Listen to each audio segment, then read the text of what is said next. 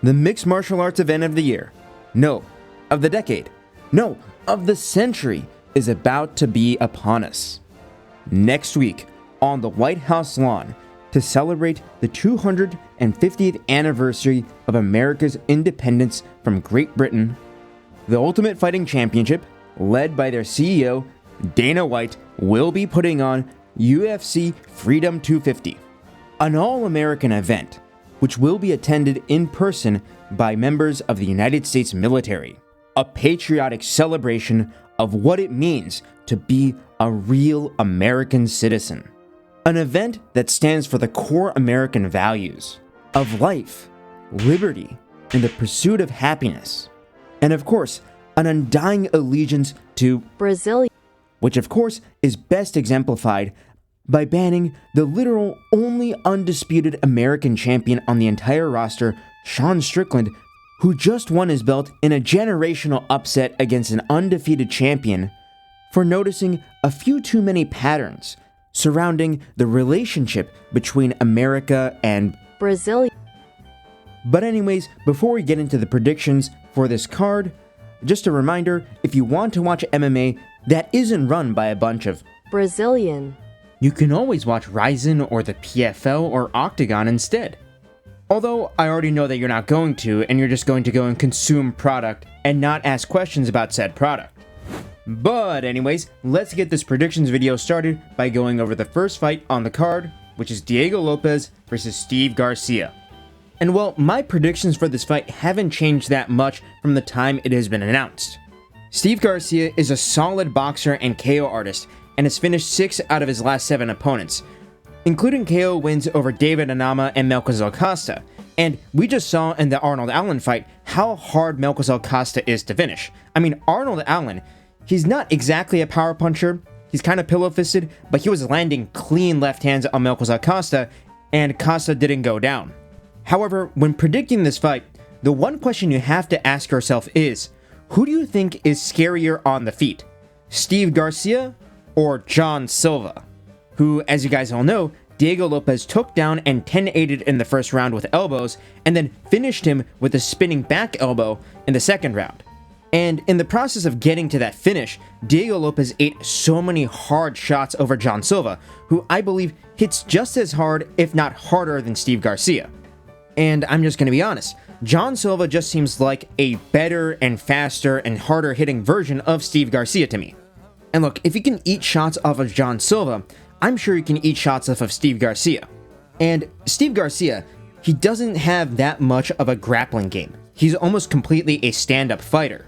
So while these guys are in the stand-up, Steve Garcia is going to have to worry about Diego Lopes' grappling, while Diego Lopes, he's going to be able to stand and trade with Steve Garcia without worrying about much else besides the striking. And the way that I see this fight panning out is similar to the first round of the John Silva fight for Diego Lopes.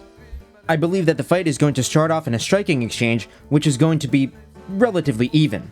But then, as soon as Diego Lopes pressures Steve Garcia up to the cage, or even when he's getting pressured up to the cage himself, I think that Diego Lopes is simply going to take Steve Garcia's back, get his hooks in, take him down, and start hunting for that rear naked choke. And as soon as that happens, Diego Lopes is going to land some vicious ground and pound and cut Steve Garcia open. I could see a TKO finish or submission finish happening right there in the first round then, but I think that Steve Garcia is a bit tougher than that, so I think he'll survive the first round, although he'll probably end up getting 10-8'd there.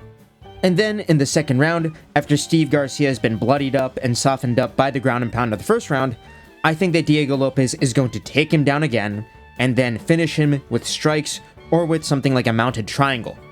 So yes, my official prediction for this fight is going to be Diego Lopes by round 2 TKO to ground and pound, or a mounted triangle submission.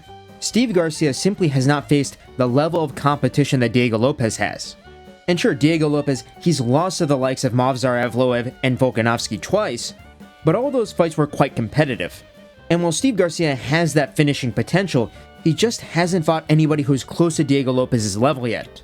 And while with Diego Lopes, we have seen sort of the upper limits of his striking ability in the 2 Volkanovski fights, where we basically found out twice in a row that he does not know how to cut the cage, and he likely never will find out how to cut the cage. In this matchup, Steve Garcia will be coming to him.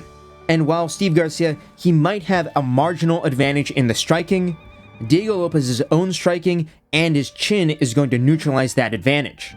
And then, as soon as this fight hits the mats, it's over. Like, Diego Lopes will tie him up into knots and finish him. Like, people forget, man, Diego Lopes' main strength isn't his striking, it's his grappling. And I firmly believe that he will use that grappling to dominate Steve Garcia. And now, moving on to the next fight up the card, we have the industry plant Bo Nickal versus Kyle Daukaus. Now, I do see some people already saying, oh, this is like a layup for Bo Nickal to get a highlight reel finish on the White House card, and I disagree with that. I do believe that Bo Nickal is going to win this fight, but I think that both the fans and the bookies are severely underestimating Kyle Daukaus' ability to make this fight quite competitive. I mean, if you look at their most recent opponents, with the exception of Bo Nickal losing to Reinier de Ridder, they've been fighting around the same level of competition. If you go back and watch Bo Nickal's fight with Rodolfo Vieira, you would see that up until the round 3 head kick where Bo Nickal did get that spectacular knockout, the striking was quite competitive on the feet. And while getting a KO win against Rodolfo Vieira, that is alright, you also have to remember that Rodolfo Vieira, well, he lost a tit-for-tat striking decision against Andre Petroski on the feet. And that is a terrible look because Andre Petroski, he has one of the worst chins in the entire division. And you not only weren't able to knock him out, but you lost a tit-for-tat striking decision at range against him. That's just not good. That's just not good at all. And then, after getting KO'd by Bo Nickal, Rodolfo Vieira went on to lose a decision to Eric Mecanico, which is also not that great of a look either. So really what you can tell from this is that Bo Nickal, he's making it even in the striking against guys who are sort of at the bottom rung of the middleweight division. And I mean, if you want further proof of this, you can just go back and watch how Bo Nickal took old, late-stage Paul Craig to a decision on the feet. And I mean, Paul Craig, the only somewhat threatening strike that Paul Craig had throughout his entire career was that right body kick of doom, okay? And in contrast, while Kyle Daukaus, he did get cut from the UFC once after going 2-4 in the promotion, he's come back and he's gotten 2 first-round finishes in under a minute. And one of those wins is over Michel Pereira, which is no joke in my opinion. Like, sure, Michel Pereira, he's kind of fallen off a bit recently, but finishing Michel Pereira in the first round is no joke because that's when Michel is at his deadliest. And frankly, that win over Michel Pereira is better than any win on Bo Nickal's resume. And frankly, if this fight was going to be a pure stand-up battle between Kyle Daukaus and Bo Nickal, I would pick Kyle Daukaus to win by decision. Kyle Daukaus clearly has superior boxing, and I think he hits harder as well. But I do believe that Bo Nickal will end up winning this fight, mainly through his wrestling. However, I also think that Bo Nickal has essentially no shot of finishing Kyle Daukaus. Kyle Daukaus is clearly the inferior wrestler, but his grappling is solid enough to prevent Bo Nickal from easily submitting him or knocking him out with ground and pound. And that's why I think that this fight is going to be kind of boring. I think it's going to go to a decision, and it's going to involve long periods of Bo Nickal sitting in Kyle Daukaus' guard or half guard, landing little baby punches. So, give me Bo Nickal by 29-28 or 30-27 decision here, with Bo racking up points by holding Kyle Daukaus down. However, I am cheering for Kyle Daukaus, not just because he's the underdog, but because he also strikes me as the kind of guy who would give Big Jeffrey a shout out on the microphone after winning by KO. But anyways, moving on to the third fight on the card, we have Mauricio Ruffy versus Michael Chandler. Mauricio Ruffy by round 1 KO. And let's hope it's a cold KO, because if Michael Chandler isn't out cold, we all know that he's going to get on the mic and say something really dumb, okay? Hopefully he ends up retiring, but, you know, he hasn't gotten that Conor fight yet, so who knows what will end up happening. But seriously, is there any other choice besides Mauricio Ruffy by round 1 KO? No, there isn't. So let's just move on to the next fight. And that fight is Derrick Lewis versus Josh Hokit. And now, there are probably a lot of people putting money on Derrick Lewis by round 1 KO, since that is definitely a possibility. Like, Josh Hokit, he does have a phenomenal chin, but he was getting tagged up and hit and hurt at times by Curtis Blades, who, while he is a power puncher, he isn't on Derrick Lewis's level. But with this fight, I also think that Josh Hokit is going to end up winning again. Josh Hokit is the guy with the momentum, and he's also the much faster fighter. Hokit is a very small heavyweight. In fact, he could probably make middleweight if he tried. I mean, people forget, man, he used to wrestle against Bo Nickal back in the day. But my prediction for this fight is going to be pretty straightforward. I believe that Josh Hokit is going to utilize his speed and his wrestling to get on Derrick Lewis's hips very early on in the fight, take him down, and then pound him out with ground and pound or submit him. At this point in his career, Derrick Lewis, frankly, he's only showing up for a paycheck. So unless Derrick Lewis is able to clip Josh Hokit with a left hook or a right hand early on in the fight, and by early on, I mean literally in the first minute, I think that Hokit is going to take down and finish Derrick Lewis very early on. Hokit has phenomenal wrestling for a heavyweight, and if Derrick Lewis hits the mat, at this point in his career, he's probably not going to be even bothered to get up, and Hokit is probably just going to finish him on the ground. So yes, give me Josh Hokit by round 1 TKO or by round 1 submission. And I think it's going to be probably like a ground and pound TKO, where Derrick Lewis just ends up shelling up and giving up. And frankly, I'm more excited for Hokit's post-fight mic performance than I am for the fight itself, because Hokit, in addition to Kyle Daukaus, is probably the only other fighter who may be willing to give a shout out to Big Jeffrey on the microphone in front of all of those VIP guests who were probably on Jeffrey's list, because they're going to be the guys who are, invited to the White House and are able to pass the security checks there. So yeah, fingers crossed, Josh Hokit gives a big shout out to Big E on the White House lawn after a quick and easy finish.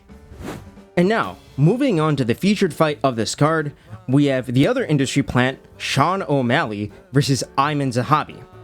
And now, as much as I want Aiemann Zahabi to win, because it would be hilarious, I have to pick Sean O'Malley here. And I will be picking Sean O'Malley by round 2 TKO. And this is a very easy conclusion to come to if you look at how Sean O'Malley and Aiemann Zahabi have fared against the same opponent. And that same opponent is Marlon Vera. Sean O'Malley pieced up and tore apart Marlon Vera over the course of 5 rounds and 50-43'd him, or 50-44'd him, or something like that. It was a brutal beating, like a generational, life-changing beating that Sean O'Malley gave to Marlon Vera. And in contrast, Aiemann Zahabi took Marlon Vera to a split decision, which I think Aiemann Zahabi lost. In that fight, Marlon Vera was the one who was landing the hardest strikes and hurting Aiemann Zahabi more. And if you look at their faces after the fight, you can kind of tell who deserved to get the nod. The only path to victory that I can see Aiemann Zahabi having is clinching O'Malley up against the fence for all 3 rounds and just kneeing him in the thigh. And I don't think that Aiemann Zahabi is going to do that. I think Aiemann Zahabi is going to walk forward, he's going to try and pressure O'Malley, and he's just going to end up getting knocked out. Aiemann Zahabi is somewhat durable, but we haven't seen him fight a long, lanky striker like O'Malley yet. And I doubt that Aiemann Zahabi is going to be able to deal with Sean O'Malley's lateral movement. I believe that the fight will play out like this. Zahabi is going to plod forward after O'Malley, sort of throwing jabs here and there, and O'Malley is going to counter him over the top with a straight right hand. It's going to look similar to the KO that O'Malley got against Aljamain Sterling in his title-winning performance, and after getting this KO win over a 38-year-old, Sean O'Malley, he's going to get another title shot, because that's how this all works, okay? Petr Yan, please, dear God, save us. Save us, Petr Yan. Because frankly, besides clinching O'Malley up against the fence and kneeing him in the thigh, I don't see any path to victory for Aiemann Zahabi here. And based on Aiemann Zahabi's latest performances against Marlon Vera and Jose Aldo, he's not going to do that. He's going to walk forward and he's probably just going to get chinned. The guy just walks forward with a sort of modified Philly shell, similar to what Sean Strickland does, and just jabs and throws right hands, and he just never shoots. He just never shoots. And well, you can't do that against O'Malley.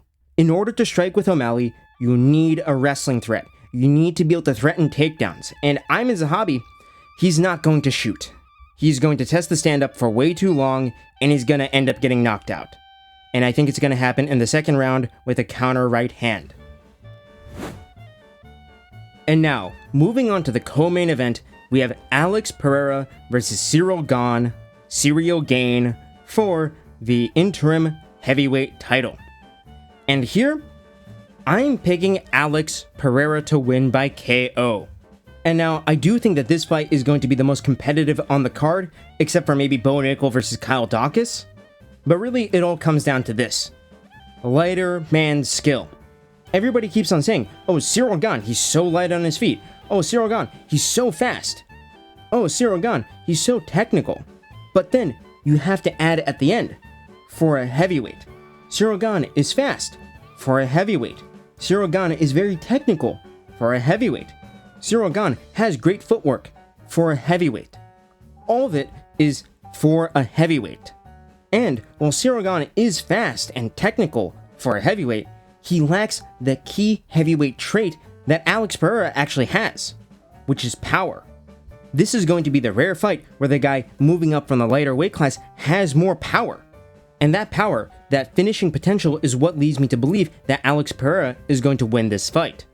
If you look at how Ciryl Gane fights, both out of southpaw and out of orthodox, he's mainly just a jab and leg kick merchant. Like a jab and lead leg kick merchant. He's always just tippy-tappy at range, okay?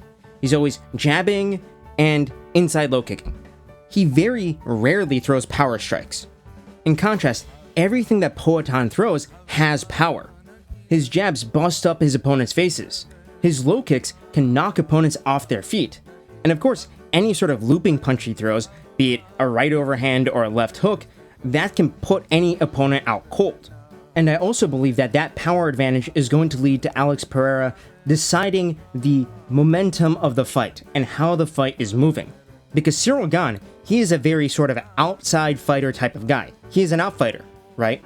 He's jabbing at range, he's inside low kicking at range, he's just trying to dart around the outside of the octagon, the sort of area behind the black line in the center. And Alex Pereira, he's going to be going forward. He's going to be pressuring. And that means he's going to get more power behind his shots. And if Poatan is able to pressure effectively, like he did in the rematch with Ankalaev, I see this fight ending quite early.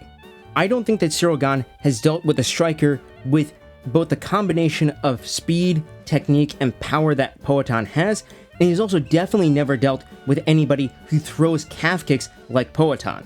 Every heavyweight that Ciryl Gane has faced, including Tom Aspinall, they've all been sort of headhunting. And Ciryl Gane, he's good at running away from that. But as soon as Alex starts finding his range with his jab and his body jab and starts mixing in the calf kicks, as he inevitably will, that's when Ciryl Gane is going to get pressured up to the fence, and that's when Alex Pereira is going to open up and knock him out. In my opinion, the key to Alex Pereira winning this fight is going to come down to the low kicks, how he utilizes them. If he's just throwing them for the sake of throwing them to score points, in a sort of tippy-tappy kind of way, Ciryl Gane will probably end up outpointing him. But if he's going hard, if he's putting his weight behind them, and if he's hitting the calf, and he's hitting the inside of the thigh from the southpaw orthodox open stance with the inside low kick, that's going to severely hinder Ciryl Gane's movement. And once you take away Ciryl Gane's movement, he's kind of a sitting duck. Like, he cannot afford to trade with Alex Pereira in the pocket. His chin is pretty good, don't get me wrong, but I've also never seen Ciryl Gane trading hooks in the pocket. He's always been the type of guy to pot shot at range, and then if a strike just happens to end up hurting an opponent, he goes in and throws sort of loopy hammer fists to the back of the head in a desperate attempt to get a TKO, because Ciryl Gane, he's also just not great at finishing opponents. He always just goes into this sort of wild frenzy targeting the back of the head, and there's just no rhyme or reason in the combinations that he throws in a finishing sequence. But with Poatan, in every finishing sequence that he's had where he's thrown combinations, he's been precise. Like, we saw the finishing sequence in the first Adesanya fight. We saw the finishing sequence in the Khalil Roundtree fight, where he went to the body twice with those hooks and then went up top. Alex Pereira is the far better finisher, and he is the much more dangerous striker. And while Ciryl Gane, he might be able to mix in the grappling and mix in the wrestling, I can see Ciryl Gane tiring himself out by shooting takedowns. Ciryl Gane, he's not much of an offensive wrestler, and we all know from the John Jones fight that his defensive wrestling isn't that great either. I can very easily see Ciryl Gane shooting on Alex Pereira up against the fence, and then Alex Pereira just simply, spreading out his legs, and then getting underhooks and just sort of shucking Ciryl Gane off. And that would be a lot of energy that Ciryl Gane would be burning. And while Ciryl Gane, he's going to have the physicality advantage here, like he's going to have much more muscle since he's a much more natural heavyweight, the only way that he's going to be able to impose that physicality advantage is through the wrestling and through the grappling. And if he ends up doing that, I think that Alex Pereira is going to be able to defend those takedowns. And even if Ciryl Gane were to take Alex Pereira down, seriously, what is Ciryl Gane going to do with a takedown? Like, even if he's able to get Alex Pereira down, what is Ciryl Gane going to do? He doesn't have submissions. He doesn't have great ground and pound. I mean, if he had better ground and pound, we wouldn't see him having those sloppy back of the headshot TKOs. So yes, in this fight, give me Alex Pereira by round 3 TKO. I think that the finish is going to end up looking like the one he had against Khalil Roundtree Jr., where Ciryl Gane, he's going to get jabbed up, he's going to get his legs kicked out from under him, and he's just going to slowly wilt to the damage until Alex eventually swarms him up against the fence and finishes him with shots of the body and maybe an uppercut here or there. And now, moving on to the main event, we have Ilia Topuria versus Justin Gaethje.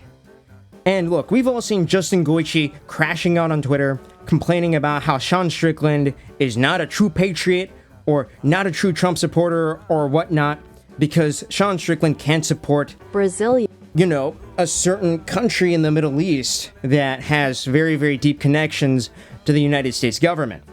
And actually might be, running the United States government behind the scenes. Who knows? And speaking of running stuff behind the scenes, who knows if that's actually Gaethje?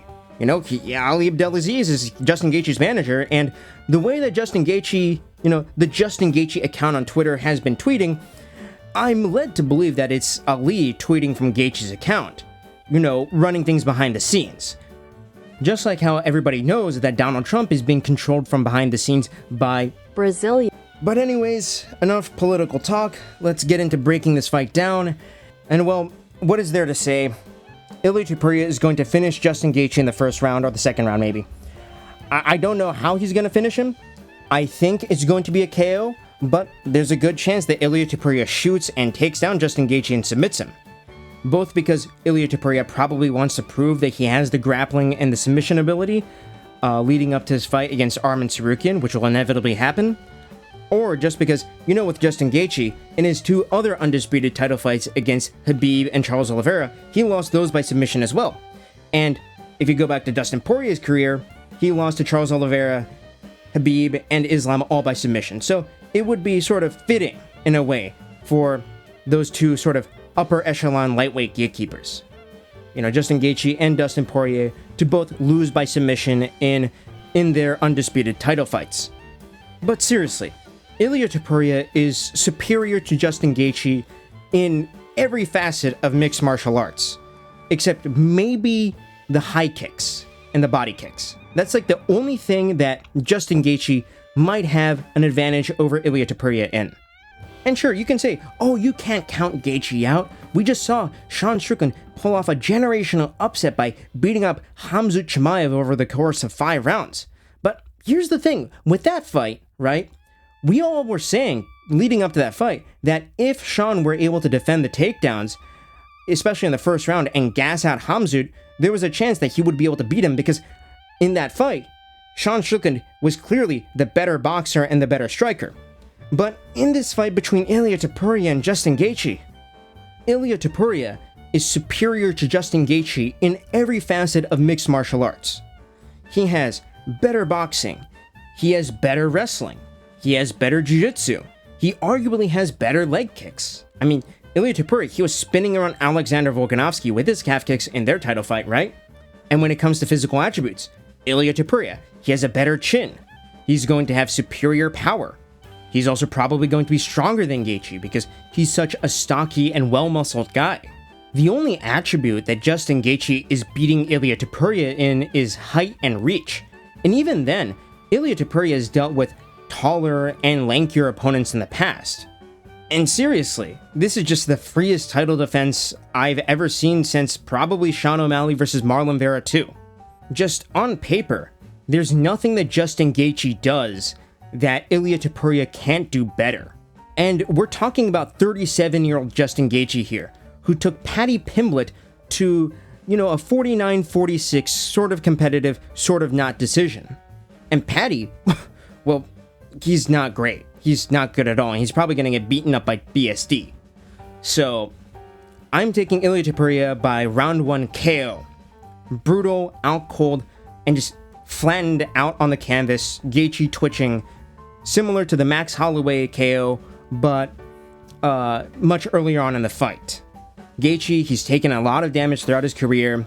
He's definitely showing signs of wear and tear and of age. And Ilia, he's just too good. And frankly, all I'm hoping is that Ilia takes little to no damage in this fight so that we can get him on a quick turnaround and have him fight in September or maybe in October against Arman Tsarukyan. And I would consider it to be a sort of win for Gaethje if he's able to even make it to the second round. But anyways, guys, those are all of my predictions for UFC Brazilian Freedom 250. And thank you for listening until the end. And yes, God bless America. God bless Donald Trump. God bless Big E. God bless BB.